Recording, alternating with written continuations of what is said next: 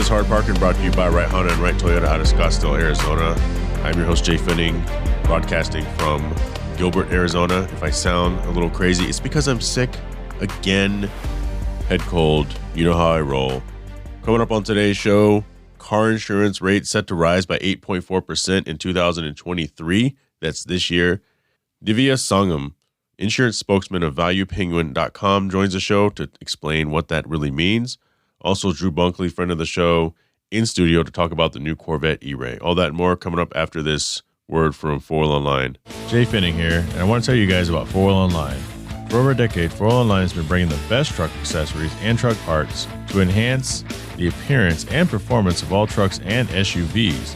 They are dedicated to providing an extensive range of upgrades that will match any maker model on the road. The truck products cover everything you need to give your truck a custom look and added functionality. And if you need a tire and wheel package, head over and use the configuration tool. They carry all the major brands of wheels and tires, so we'll get outfitted today. So visit them online at 4Wheel Online or call them at 813-769-2451. Again, that's 4Wheel Online, the number 4Wheel Online. He is Drew Bunkley. He is back. He is the Corvette aficionado, the Corvette specialist, the know-it-all. That's who I go to for all my Corvette information. C8 Matrix. We're here to talk about the E-Ray. First, welcome back to the studio. Thanks, Jay. I appreciate it. Listen, thanks for all the great, you really made me feel good today. Sounds good. I appreciate it. I do a lot of research on Corvettes, but listen, let's do it. Yeah, I felt like it was maybe a year ago that we talked about the E-Ray coming, and I think you're the first person to ever mention that. I had another guest in that had mentioned that Honda was kind of messing with GM on technology, but that was it. And then when you brought up the E-Ray is coming, it's like, whoa. I mean, I knew you knew, but it's here now, and there's been a lot of news out. All the influencers are talking about it. It's exciting. It's the, what are they calling it? The fastest Corvette ever, or the quickest Corvette ever? Yeah. And I mean, electric motors will do that to you, Like, what are your initial thoughts on that? Like, tell us something about it. I'll tell you, I am super excited for it. I mean, this was the car I was waiting for. I didn't really care about the Z06. You did say that. I remember now. Yeah. And I thought you were insane. I just felt like, just going towards technology, the Z06 is a track car. Yeah. And even though I've done some track stuff, that's not a hobby of mine. Sure. You know what I mean? Yeah. So for me, I want a car that's going to be an everyday driver. The E-Ray is the grand tour for the new, C8 Corvette. So yeah, I'm excited. I've been doing a lot of research on the car since day one. I'm a big Corvette enthusiast, as you know. So yeah, for me, it's exciting news. I had my dealer before they even had orders. They weren't even thinking about it. I'm like, look, I want to be number one for this car when it comes out. Right. So, yeah.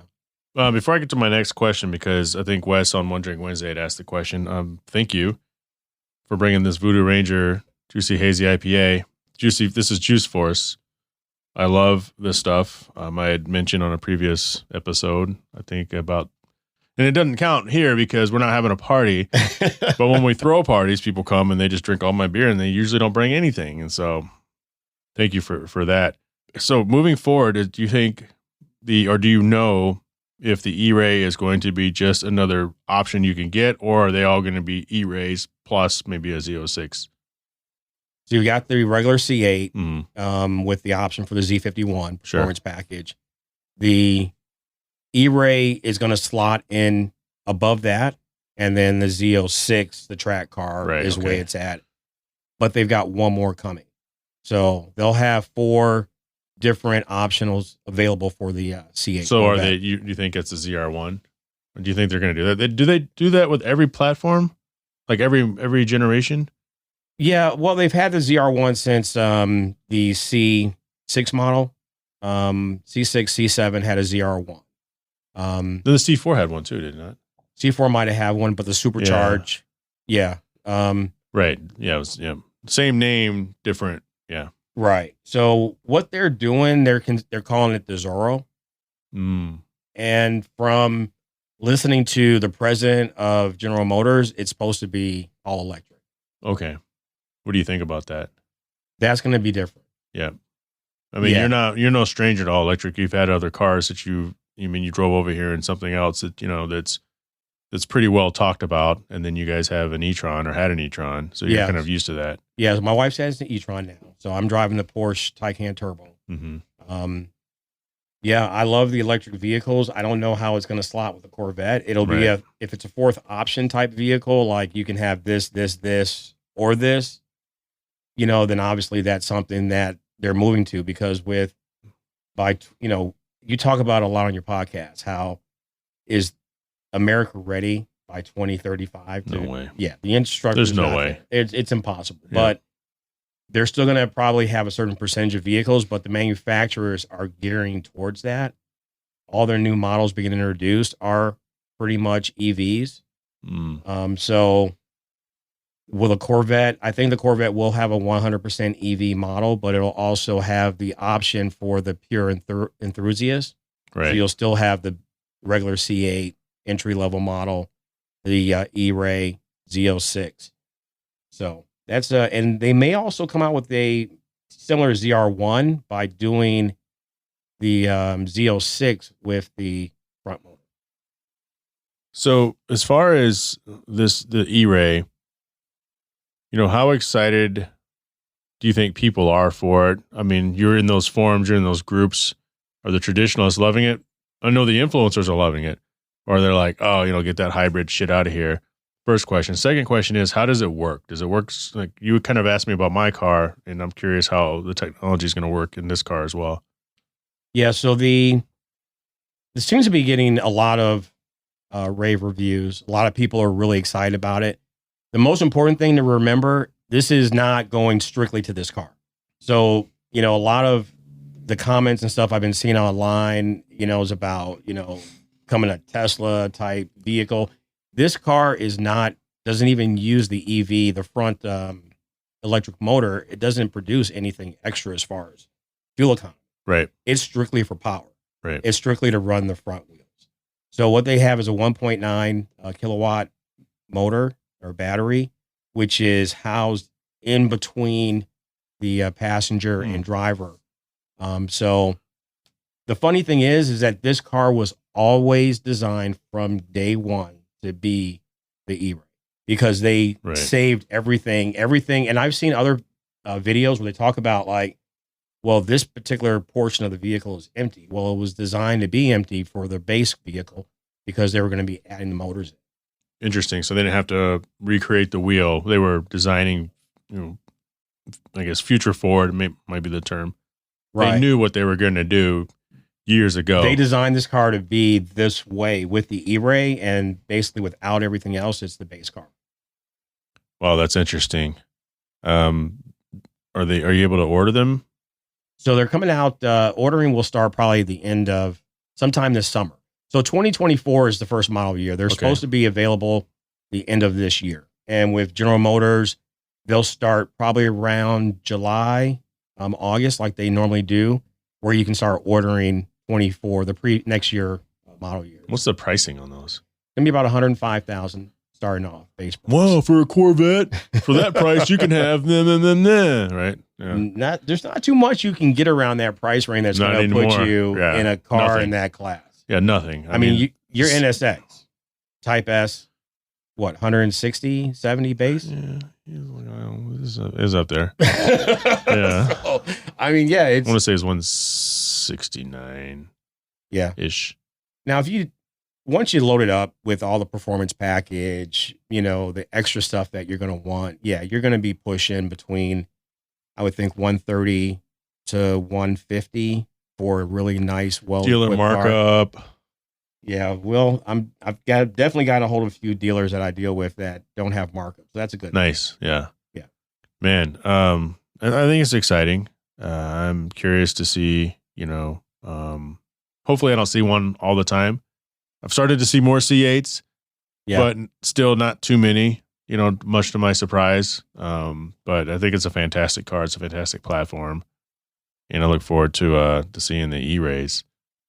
Yeah, I'm definitely excited about it. I mean, it's the future is going towards this kind of stuff. And, you have to realize that with to be able to increase horsepower, I mean, this is an all-wheel drive vehicle. I mean, you're used to that kind of things. And we've talked about different vehicles, performance, how different drivers, you don't know how to properly drive an all-wheel drive. You may not be able to It's different. Yeah, you won't be able to get the full potential out of the car. So, and they're also trying to design this car. If you look at all the new advertisement, everything is being shown is in the snow, the weather. Right. Because what they're shooting for, those people that are in the Midwest, back east. Well, I mean, fucking it's Detroit. Yeah. Like you have to make it work.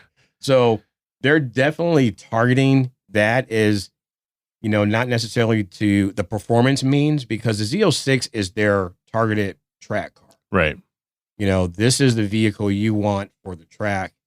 The E-Ray, they're targeting everybody else to let them know that, look, this is a car you can drive all year round and still have the performance of the Z06. It's actually quicker than the Z06. Yeah. Which I don't put a lot of stock in those. Some people are going to get it just because it's quicker than the Z06, but like, what does that really mean, right? It's quicker here to there, but I don't know. I think the E-Ray is cool, but if you were to put both in front of me, I would probably take the Z06 just because I know what it is from its rawness. Plus, I have the NSX in the garage already. But I think it's really cool. So we'll look forward to that. People get a hold of you at C8 Matrix. Check you out at Westgate Exotic Cars and Rentals. Westgate Exotic Cars and Rentals. We got some cars in. Yeah, C8 Matrix. That's the page that I'm mainly on all the time. So that's the best way to get a hold of me. Thanks, Drew. No problem, Jay. Thanks for having me.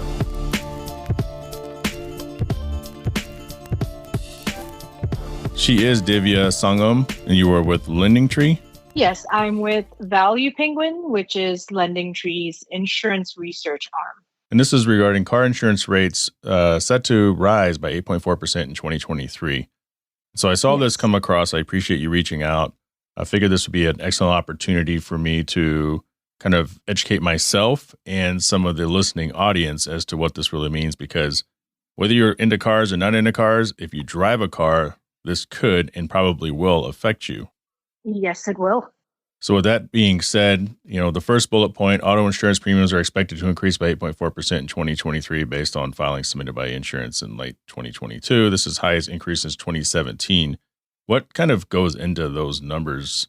Seems like a kind of a larger increase. Yeah. So the reason why this 8.4% increase is going to come as a shock for many Americans is rate increases for insurance have been fairly low since 2018. In fact, after the pandemic in 2020, a lot of Americans saw their premiums decrease by about 1% to 2% on average. So after experiencing pandemic discounts and seeing your premiums go down, to see it go up so quickly in 2023 is going to come as a shock. And of course, this is due to, the rising cost of claims and the rising volume of claims. So many of us are back on the roads again. We're headed to the office. We're sending our kids to school. So higher volume of claims, more expensive claims, that leads to paying more for auto insurance, unfortunately. Do you think it's more of an anticipated move? Because the way you broke it down makes complete sense. So we're actually, and if I'm understanding that correctly, we're actually on pace to be where we're about to increase to. We just haven't been doing that lately. So it's almost like catching back up to where we would have normally been, plus maybe 1%. Yeah. I mean, the way this works is insurance companies will set their rates for the year ahead based off of claims and, factors that they experienced in the previous year. So what they set in 2023 is based off of what they experienced in 2022. Makes perfect sense. One thing I'm learning here from the second bullet point is I live in a state with an incredibly high percentage. I'm in Arizona, 15.6%. Oh, gosh. Yeah, I'm sorry to hear that. That's an average rate increase. So this is just based off of what, some of the largest insurance companies in Arizona are planning to do when it comes to insurance rates. Right. Your premium may or may not go up this much. It may go up more depending on your driving record, or it may not go up as much if you called up and asked for a discount, or you have a telematics device in your car. So these are benchmark numbers which we created using a sample driver. The sample driver is someone who drives a Honda sedan, has a clean driving record and a good credit score. So your actual rates will vary depending on your individual driving needs and requirements. But everything across the board is going to increase. It just depends on how much, or it may not increase at all, or it may increase more for some than others. Is that what I'm hearing? Yeah. So what we're saying is insurance companies are going to increase rates, but my advice to anyone who is going to be grappling with the rate increase is you don't have to take it just because your auto insurance renewal document comes in the mail and you see it's more expensive. You don't have to sign that document and say, I'm going to stay with this insurance company. Right. You can call around, look for alternative quotes, or you could call up your insurance company and ask them if they can give you a discount because you've had a really good driving year. You have had no tickets for several years, or you're bundling your policy with a home insurance policy or renter's insurance policy. So the real takeaway from this is you wouldn't know if you can get a discount unless you call them and ask for it. No, that's excellent. And someone like me, who, we take advantage of the fact that we take advantage of like multi-line discount, things like that. So a couple different cars, maybe you own a home. And so, it's different than someone who maybe only has one vehicle. Looking at the average cost of full coverage, what's factored into that $1,780? Are we, is it still factoring into that small Honda sedan, or is it kind of saying the Honda against the Tesla? No, this is based off of our sample driver who is driving the Honda sedan and has a good clean driving record and good credit history. We used a single sample driver for our average rates because we wanted to create a true apples to apples comparison that allowed us to see exactly how much insurance companies are raising rates independent of other factors that might drive up your rates. That's fantastic, because that's the question. It's like, okay, what are we measuring here? But the one vehicle creates the benchmark.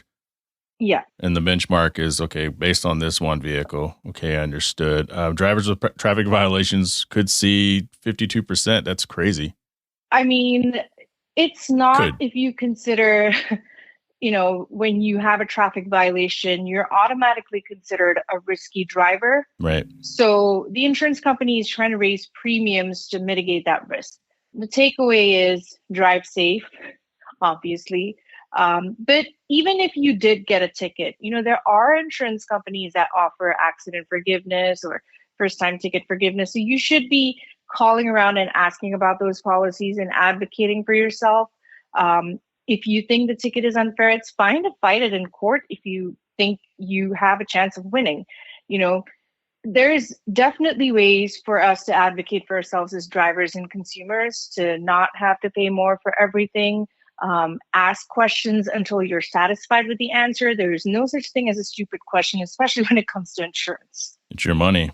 It's your future. It's your money. Right? Exactly. It's your money and your future. Here's another one here. And I don't know if you can give, I'm pretty sure you could, but the EV hidden cost, do you know if that's associated with these? And I don't want to necessarily call out Tesla, but when Tesla has a victory or when they have a failure, it's all over the news.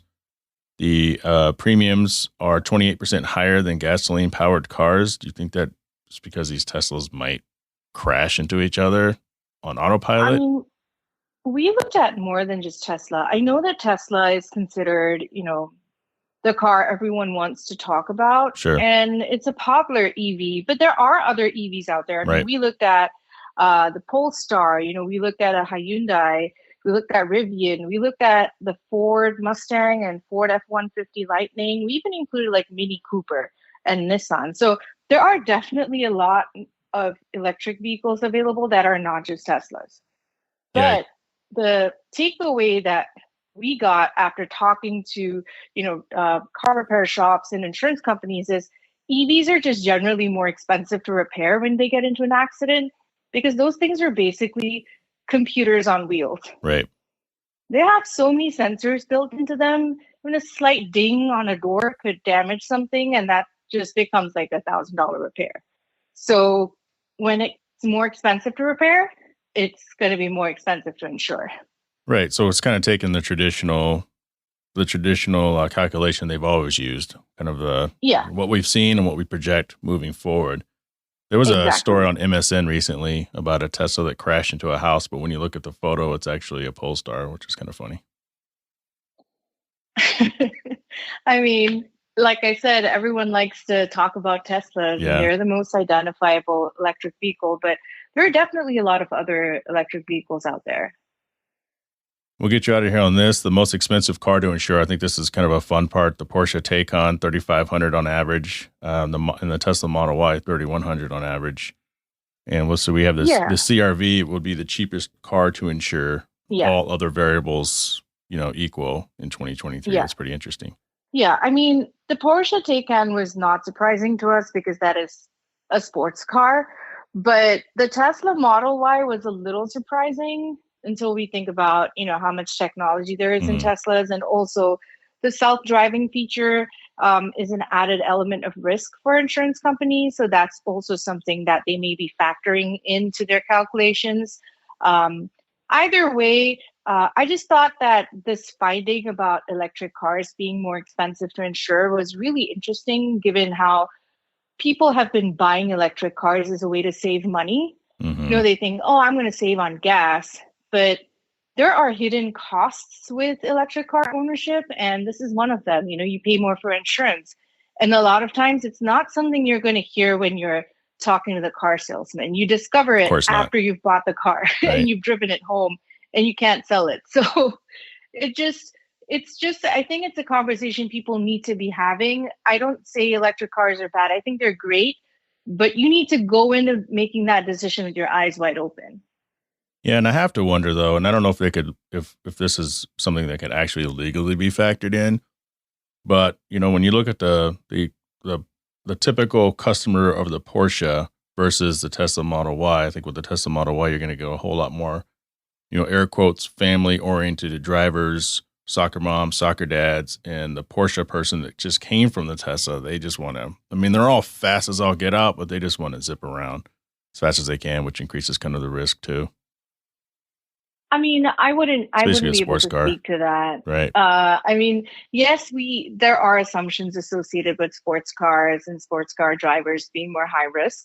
But that's not something that there is sufficient information on with electric cars, just because the number of owners, the pool of owners is too small for us to draw any conclusions. But I would imagine, yes. This is my personal opinion. Yes. When you drive a sports car, you're definitely considered riskier. And so that's going to factor into your premiums. Yeah. Last year on the show, we did like the top 10 insurance myths, and the sports car, the red car, all that stuff was listed. It just 100% goes off of price of vehicle, past issues with claims, and future projections. So, yeah, 100%. The basic math behind insurance, auto insurance in particular, is volume of claims. That is how many claims have been made in your area and how expensive each claim was. So if you happen to be in an area where there was a lot of vandalism or a lot of theft or a lot of people got into crashes, and this is 2022, there were supply chain shortages, labor shortages, it was just more expensive to repair cars, that would be one of the factors behind why insurance premiums in your area are that high. Sounds good. Thanks, Divya, for joining Hard Parking. Don't be a stranger. I'll be looking for future emails on anything that you have that you want to share with the listening audience. Of course. We definitely will be happy to share all of our research on auto insurance, and future reports. I'll keep you in mind. Thank you. Thank you. Bye-bye. I want to thank Divya Sangam and Drew Bunkley for joining the show today. I didn't mention this in the open, but I'm recording this on Sunday, January 22nd. Today was the Future Collector Car Show. Shared the stage with Bogey. We had a great time. I was the co-MC. I'm trying not to talk that much because I know I sound like complete shit, but I didn't get a chance to ride with Fielding today. I did go out there and call out his name and wave, and he waved back as he was zipping around in the Toyota Supra. If you're out here and you get a chance to go to Barrett this week, get out there and go to Barrett-Jackson. Especially if you've never been, the experience is fantastic. They have food, cars, everything. Special thanks to Barrett-Jackson and Future Collector Car Show and McGuire's for having me as part of the event. Mayor Ortega of Phoenix and Craig Jackson came to the show, shook all our hands, took photos with us. Were present during the trophy presentations. You know, shout out to Rebecca and her team. Shout out for Mimi for stepping in and assisting while Rebecca was, she just recently had her baby, but she was out there doing her thing all day as well. Good time, good people. This is what these things are all about. Can't wait till the next big event.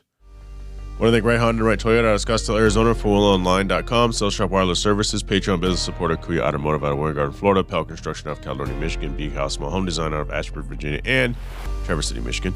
Westgate Exotic Cars and Rentals out of Glendale, Arizona.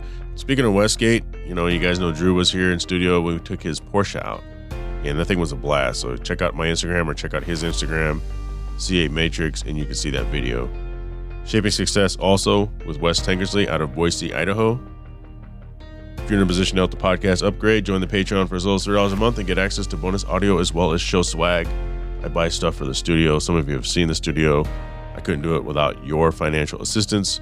Shout out to Mark Stoneman, Catherine Cox, Eddie Ramos, Richard Graves, Byron Jones, Bo Jung, Alice Camina, and Andrew Bunkley for being Patreons. If you're interested in picking up a Hard Parking Podcast shirt like David just did, you can email the show, hardparkingpodcast@gmail.com, or head to the website, hardparkingpod.com, where you can buy that. Decals, coasters. Follow me on Instagram at Jhae Pfenning, JHAEPFENNING. If I said that too fast, my name is literally on the show. And join the Hard Parking Violations Facebook group, because I can't grow without you telling the world how great the show is. Let's do this. Let's grow this thing together. And I will talk to you all next week. Shut up!